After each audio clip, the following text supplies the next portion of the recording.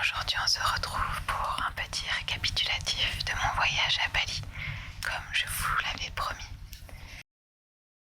Alors nous sommes arrivés le lundi soir très tard, donc nous commençons les visites le mardi matin et je vous présente la vue de ma chambre d'hôtel lorsque nous étions à Ubud. Alors ça ne se voit pas tout de suite, mais entre les deux petits poteaux, en fait, nous avions une espèce de hamac où nous pouvions poser couette, écou et oreiller afin de pouvoir profiter de la nature et de son calme.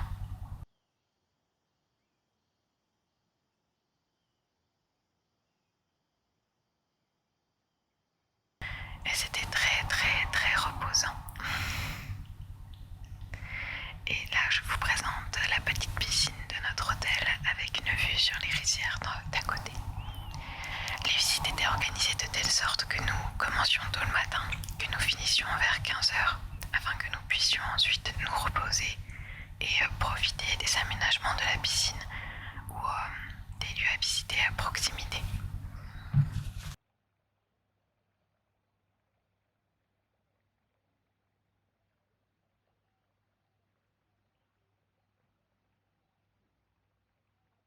Et donc nous avons commencé par visiter Ubud même, avec différents palais. Et nous sommes également allés voir la montagne des singes. J'ai dû faire un gros tri des photos pour ne pas vous montrer 25 minutes de photos de singes, pour être honnête. Et donc au milieu de cette forêt, il y avait un grand arbre très vieux, je ne sais plus de quand il date. Et en fait, les singes sont tout autour et se baladent. Ils ne sont pas très apeurés par les humains, ils ont l'habitude. Mais il faut savoir qu'il ne faut pas les regarder dans les yeux, car ils prennent ça pour une offense et risquent de vous attaquer.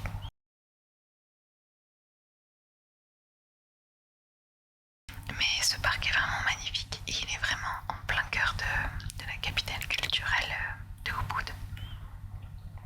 Et dans ce parc, il y a également un petit temple, enfin petit, où vous pouvez voir d'ailleurs que les singes sont les maîtres puisqu'ils se baladent librement dans ce temple et ce sont bien les seuls à avoir le droit de le faire. Nous avons également ici le Puri Sarangagung qui est le palais de Ubud, qui est très beau, très touristique. Ça ne se voit pas là, mais il y a vraiment beaucoup de monde.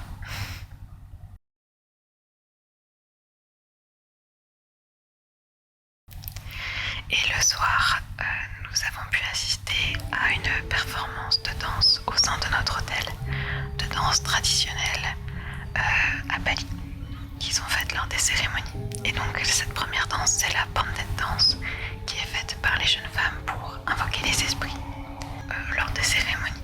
Et en fait, les paniers qu'elles ont sont des paniers d'offrandes qu'elles donnent ensuite. La deuxième danse est la Sandra Vasi danse. Ce sont faites par des femmes un peu plus âgées, normalement. Et elles sont là pour communiquer avec les esprits réellement.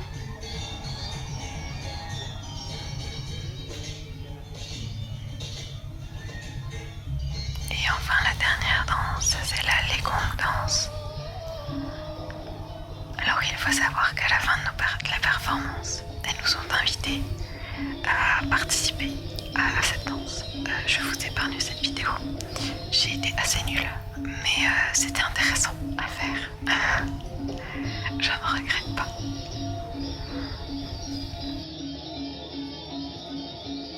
Le deuxième jour, nous avons fait plusieurs visites, dont les rizières de Tegalalang.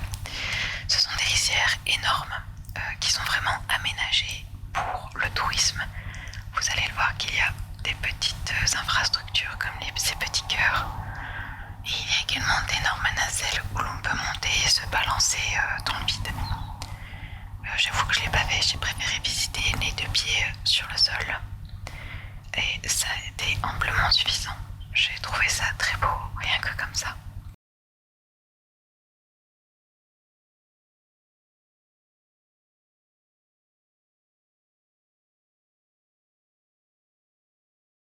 Et voici un petit extrait. Alors les petits cris que vous entendez, ce sont les lanceurs de touristes des nacelles. En fait, à chaque fois qu'il pousse quelqu'un, il lance un petit cri. Je ne sais pas si c'est d'encouragement ou juste pour faire un peu d'animation, mais ils le font à chaque fois. Je pense qu'à la fin de leur journée, ils n'ont plus de voix.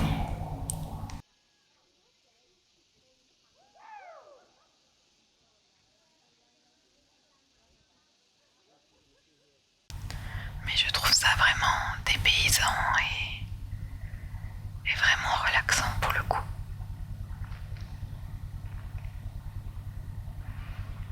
Et ce ne sont même pas les plus grandes rizières que nous avons pu faire, mais elles sont quand même absolument magnifiques. Alors, il faut savoir que le riz met 3 mois à pousser, donc il y a du boulot régulièrement. Parce que là, les feuilles sont plutôt grandes. Ensuite, nous sommes allés aux sources sacrées de Tirta-en-Poule. Alors là, il n'y a pas beaucoup de photos puisque nous étions en pleine cérémonie durant le mois d'octobre. Il y a vraiment des grandes cérémonies, en plus du fait que toute l'année, ils font ce genre d'offrande dans des temples. Mais donc, il n'y aura pas beaucoup de photos de ce temple. Tout ce que je peux vous dire, c'est qu'il y avait énormément de touristes croyants qui se baignaient dans ces sources sacrées, qui sont censées apporter bienveillance et santé. Tu fais un souhait en te baignant. N'étant pas croyante, je ne l'ai pas fait. Mais j'ai pas pu assister à une cérémonie. Et donc vous pouvez voir que tous les pratiquants, les croyants, se mettent à terre devant les tables d'offrande pour prier. Ensuite, nous sommes allés au temple de Gunung Kawi. Alors, dans ce temple, il n'y a pas de cérémonie. En tout cas, pas quand nous l'avons visité. Mais par contre, il y a bien des offrandes qui sont faites tous les jours. Il faut savoir que pour accéder à ce temple, il y a plus de 230 marches à descendre. Donc, quand on s'en va, on a mal aux jambes. Mais j'ai été impressionnée de l'architecture. Alors, comme vous pouvez le voir, la météo n'était pas avec nous. On a eu de la pluie, et oui. Mais bon, on a fait avec, et ça n'empêche qu'on a trouvé vraiment ce temple magnifique.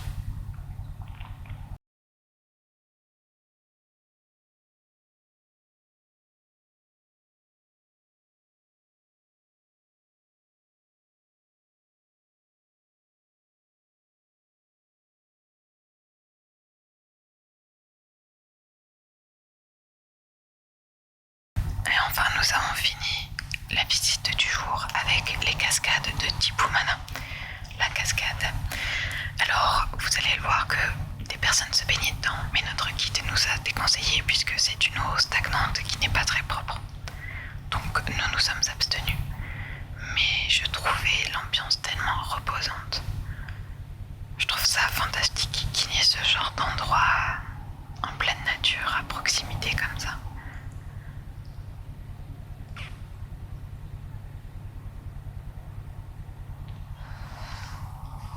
Alors le jour 3, nous sommes allés escalader le mont Batour à 2h30 du matin. Pas de chance, la météo n'était pas encore avec nous ce jour-là. Nous avons beaucoup de nuages, du coup, vous ne verrez pas grand-chose. On était un peu déçus, je vous avoue, même si ce lever de soleil valait quand même les 3 heures de grimpette qu'on a eues. Le fait de prendre ce petit déjeuner en voyant ça, c'est magique, c'est magnifique. Après, c'est vraiment très touristique. Il y avait beaucoup de monde, du coup, on marche pas à son rythme, on se fait doubler, on se perd un peu. La rando n'était pas vraiment très agréable à l'aller. Le retour l'était beaucoup plus parce que nous partions quand nous voulions. Mais je vous mets un petit extrait de l'ambiance ce matin-là.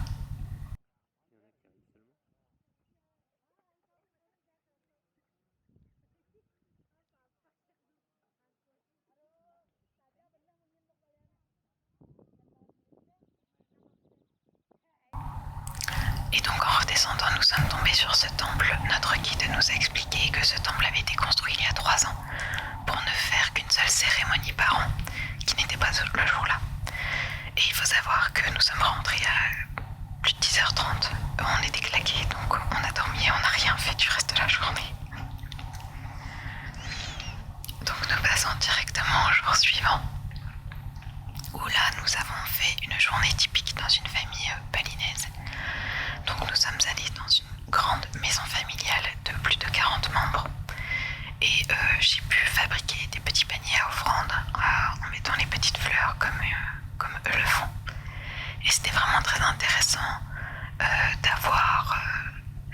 vie. Ils nous ont vraiment tout expliqué. Ils nous ont montré aussi une recette qu'ils font de manière assez régulière chez eux. C'était vraiment très intéressant. Notre guide Ayou était adorable. Et c'était, je pense, l'une des meilleures expériences que nous avons eues cette journée-là. Nous sommes sortis ensuite de la maison pour aller dans les rizières qui appartient à la famille. Et donc nous sommes passés par des petits temples qui sont vraiment très sympas. Alors je pense que c'est des temples semi-privés. Je ne pense pas que ça appartienne qu'à une seule famille, mais il y avait quand même pas grand monde. Et donc ensuite nous sommes arrivés aux rizières avec donc nos petites vaches sacrées qui étaient en train de labourer le champ de rizière. Et là vous pouvez me voir avec une des employées à essayer de planter le riz. J'avoue que c'est pas facile, puisqu'en fait il faut pas le planter trop profondément, mais pas trop en surface non plus pour que ça tienne. Je pense qu'elle m'a trouvé bien nulle.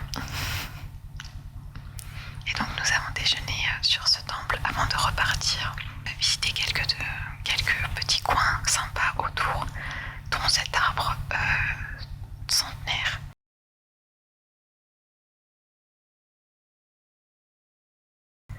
Et ainsi que ce palais avec toutes les tombes qu'il y a eu de soldats tombés lors des colonies par les Japonais.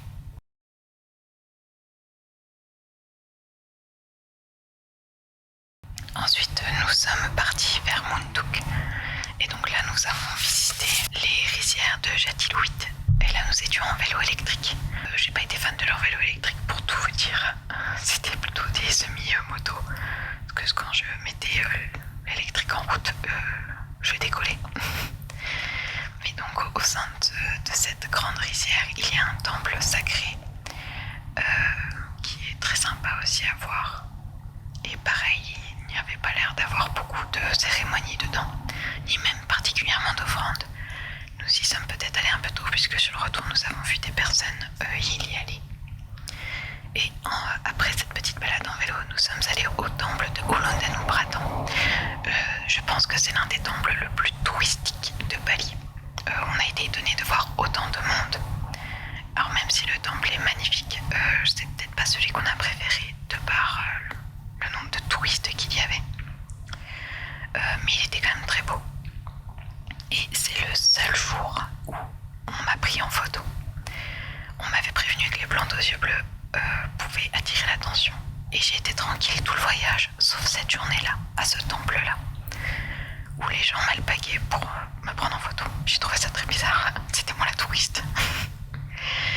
Et donc sur le retour, nous sommes partis. Nous sommes allés au niveau des lacs jumeaux, je ne sais plus le nom. Et nous avions un joli arc-en-ciel, donc je tenais quand même à vous le montrer. Il vaut bien davantage à la pluie. Et là, nous sommes allés donc à notre deuxième hôtel à Munduk. C'était une espèce de une petite retraite. Et là, c'était la vue que nous avions. Et nous avons même eu un petit gâteau pour notre lune de miel. C'était très gentil.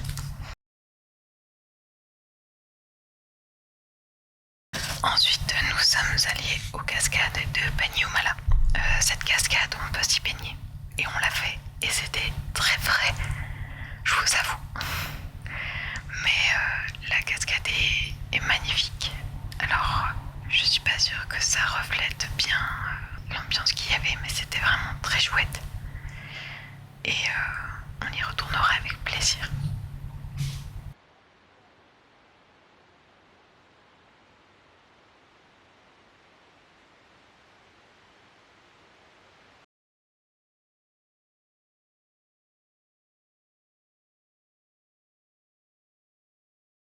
Après cette petite visite de cascade, nous sommes allés au temple, au monastère bouddhiste Brahma Asmara Vihara. C'est l'un des plus gros temples bouddhistes au sein de Bali. Et c'était très joli, vraiment, c'était très très beau. Les couleurs sont éclatantes, malgré le ciel un peu gris que nous avons eu.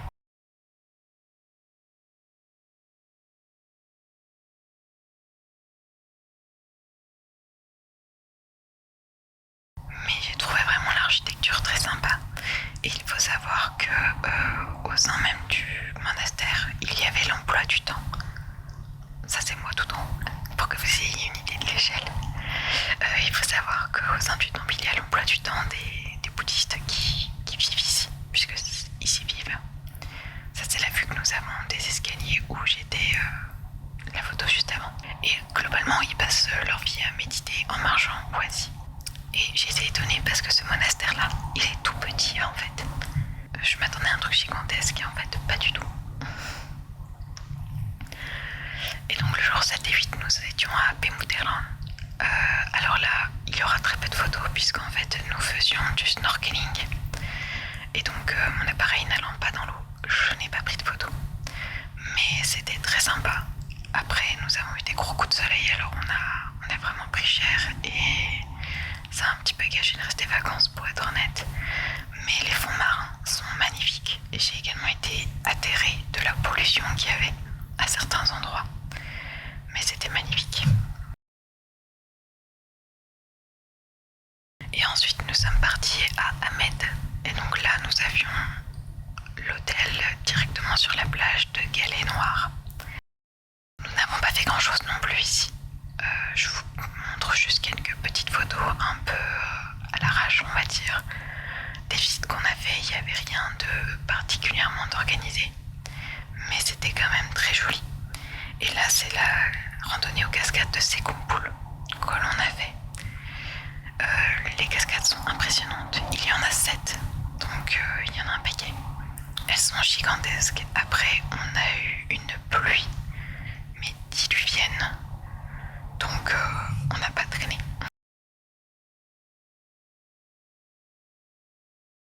Je vous présente un peu l'ambiance le matin au petit déjeuner.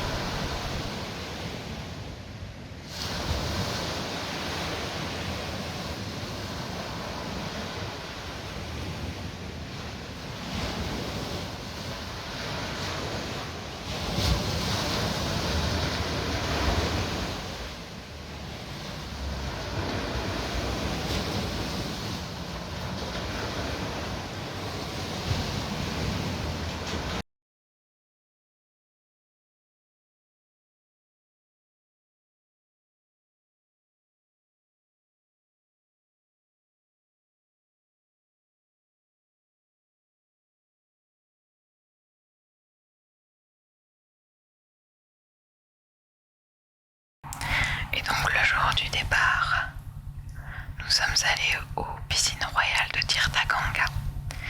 Alors, il est magnifique, mais j'ai été impressionnée par la taille des poissons. Ils sont énormes, ils sont obèses et je pense que c'est limite de la maltraitance animale de proposer aux touristes de les nourrir avec leur petite nourriture à poison. Ils sont vraiment trop gros pour moi, je trouve. Donc bon, j'étais un peu tristée de ça, mais le temple est quand même magnifique en soi. Et de pouvoir marcher sur ces petits galets, c'est impressionnant, on a l'impression vraiment de marcher sur l'eau.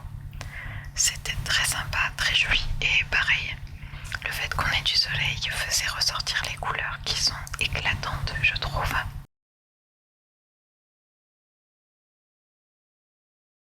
J'ai pas pu m'empêcher de prendre cette plante en photo car j'ai trouvé le centre très bizarre.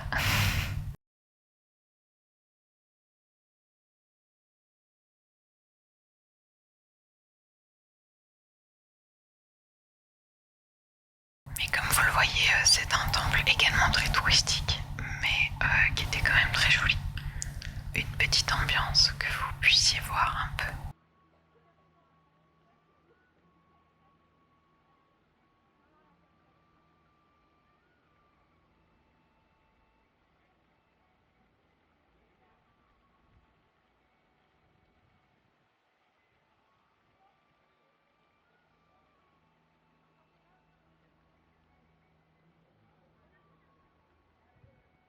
Et ensuite, nous sommes allés au Palais d'eau Sukasada, ou plus communément appelé Tamanujung. C'est en fait un ancien temple, palais plutôt royal pour la famille royale qui venait s'y reposer. Concrètement, il y a deux chambres et un salon qui ne sont pas visitables. Le bâtiment en soi est tout petit, mais les jardins sont magnifiques. Nous nous avons fini notre voyage sur ça et c'était magique, on a adoré. Et en plus de ça, vu la taille, on se rendait pas compte du nombre de touristes qu'il y avait. On se marchait vraiment pas dessus, c'était vraiment très agréable. Et donc voici une petite vidéo pour vous montrer un peu cette ambiance. Et la vidéo se finira sur ça puisque